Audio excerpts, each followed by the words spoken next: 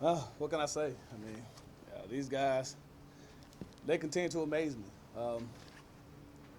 Amidst every type of adversity that we can see, pushing the game back, um, pre-game scuffle, halftime scuffle, losing our defense coordinator at halftime, losing our starting quarterback midway through the third quarter, and just having to dig down deep and find a way. These guys just continue to do that. It's a testament to their character, to their belief. Today's Sunday, and our first F of the week is faith. And these guys continue to show that they have tremendous faith in each other, faith in this process, faith in this coaching staff, um, faith in this university to just continue to play, do things the right way, and their success is evident of that. So just extremely happy to be here. 6-1 feels really good. Being 4-0 in conference play feels even better. To beat A&T in overtime feels even better than that. So extremely happy for these guys. We're going to celebrate this one. Quicker turnaround than normal, but we'll still give them 24 hours to celebrate it before we look to our next week's opponent. Coach, you people talk about program defining wins. Is this something you guys can put in your back pocket and use moving forward? Well, only if we finish. This win is only as good as how we continue to play. And, we don't want to look back. Last year we beat these guys on the road in a last-second field goal. And nobody remembered that because of the way we finished the season. And so it all boils down to how we finish. Our motto this year is fight to finish. And we still have a lot of football left to play, all conference games. And so being 4-0 means absolutely nothing right now. It's about how we continue to prepare, continue to grow as a football team. And when it's all said and done, if we finish the right way, then we can look back on this win and say it was one of our marquee wins. Coach, were you concerned about the kids and their willingness to play, their attitude, their emotions going into this game, having a Saturday off? No, I never worry about their attitudes. They've shown all year that they can respond to any adversity. That's one thing we constantly talk about. If you're going to play football at FAMU, you're going to face some adversity. And it's how you respond to it that ultimately defines who you are as an individual and who we are as a football team. And so, once again, these guys show that they can overcome anything and just play hard, play together, believe, and the results continue to show for themselves. Coach, what can you say about just Rashawn McKay coming in for Brian and Ryan, I should say, and just leading that overtime charge? Well, the thing is, we take a lot of heat a lot of times when we play games like Central Florida, the first game of the season. We got beat pretty handily, but what that did, it allowed Rashawn McKay to play on a national stage against a nationally ranked opponent on the road, and that helps you grow up. When you play in games like that early in your career as a redshirt freshman, that helps you grow. And then the next week against Fort Valley, he was able to play again. So he has game reps. He's practiced hard every day. Coach Black does a phenomenal job, instilling the beliefs in what we do in the quarterback position. And when Ryan went down, that's why you have backups. That's why you have guys that practice every day. He went in and showed that he can be a big-time player for us. Huge throw, pressure situation. Just stepped in and dropped the dime in there, and Marcus made a phenomenal catch. But, again, we have all the faith in Rashawn, and that's why we decided to go with him after Ryan got injured. Do you know the extent of Ryan's injury? Just a AC sprain, I believe. So sore. And he would have had to gut it out, and it's just throwing arm, so we didn't feel like he can drive the ball down the field right now. So we'll rest him up the next couple of days.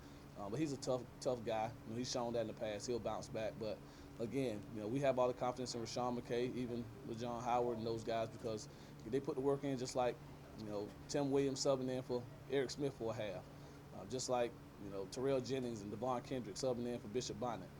We've built some quality depth here. That's a testament to the recruiting that we've done the last couple of years, and also to how hard those guys work in the weight room and in the classroom, eating right.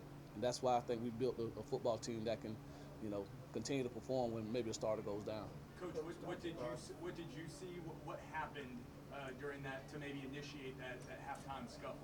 I'm not sure. I was in the process of doing an interview, and we tried to hold our team, of course, with the configuration of the locker room and the sidelines, the teams have to cross.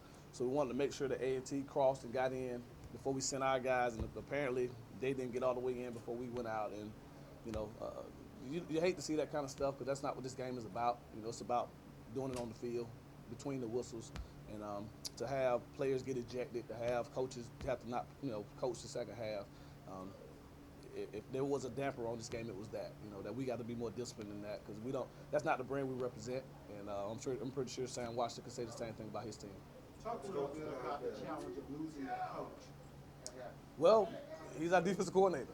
So, with me being the head coach calling the offense, I don't spend much of any time on the defense. And so, but again, I commend Brandon Sharp, Ryan Smith, Billy Rowe, Dan Lemke. Those guys stepped right on up and to hold a high-power A&T team, to 14 points, 14 points in the second half was a testament to them. And then to hold them to a field goal in overtime. So, again, we told those guys at halftime that we wanted to win it for Coach Street. He's an integral part of what we do. We played extremely good football on the defensive side. That's because of him. And those guys went out and accepted the challenge. And again, just another form of adversity that our guys have overcome.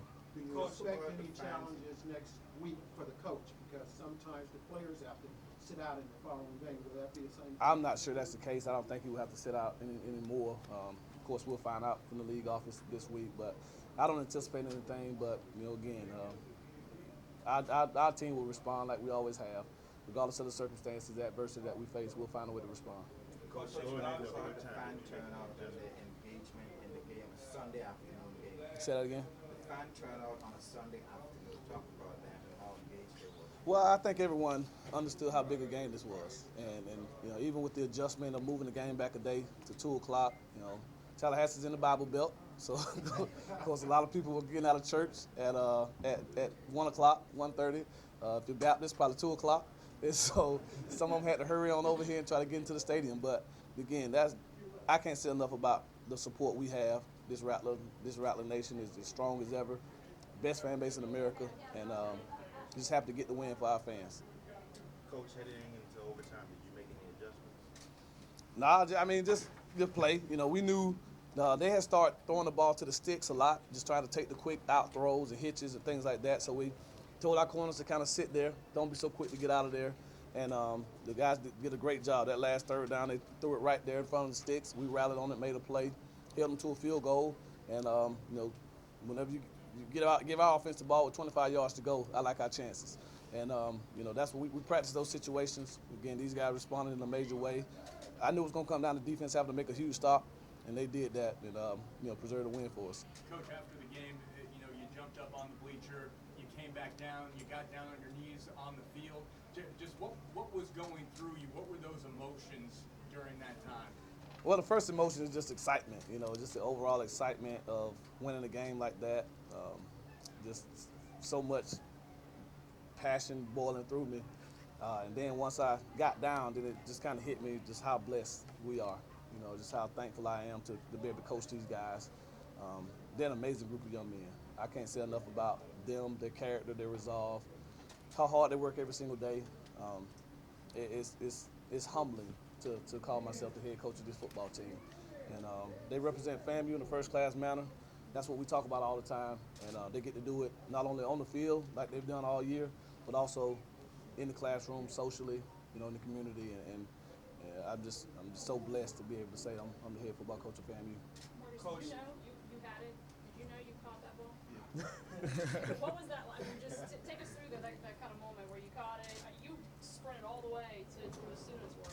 Overtime, the game was supposed to be over, so I thought the flag was on me when I ran. So I'm like, dang. But it was I don't know what the flag was, but they overturned it, so it's good. To know you caught that, to get this win for this program, just how much does that mean to you? That's big, 2 years straight, being #1 team. So all we stress is how the rankings set up, and how like the teams we beat above us and stuff like that. So this is big just to prove to everybody else, because we already believe in ourselves. We know like what we capable of doing last year. Everybody saying, oh yeah, it was the flu, we lost the house and stuff like that. So this year to do that again, it was big for us because that was our goal. Do you feel like the balance of power is shifting now in the conference? I mean, you beat these guys 2 years in a row. Do you feel like you guys are becoming that NCAT in this conference? Nah, history. We've been on top, and now we're back on top. So that's what it is. Terry, talk about you guys are able to hold North Carolina A&T to under 200 yards rushing. Talk about how with your defensive coordinator leaving in the half. Talk about how as a defense you guys are able to come together and stop their rushing attack. I mean, at the end of the day, we just had to bite down, for the man who's running this defense. And as a team, we decided to come together and play for our coach. Let's play for each other. And we had each other's back out there, and even though we held them under 200 yards rushing, we wanted to, hold them under that. But, we did what we had to do to get the job done.